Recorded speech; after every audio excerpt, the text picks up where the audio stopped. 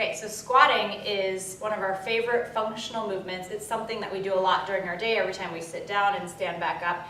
And there are three things that happen in squats. The first one is the knees tend to come in. In general, you want your knees and your toes going in the same direction.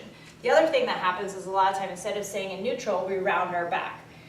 The third thing that happens is the knees come too far forward. So if you are in a squat and you notice you can't get your hips back or you're like off balance, that's probably an indication that you have either really tight feet, shins, calves, something is locked up in your lower body.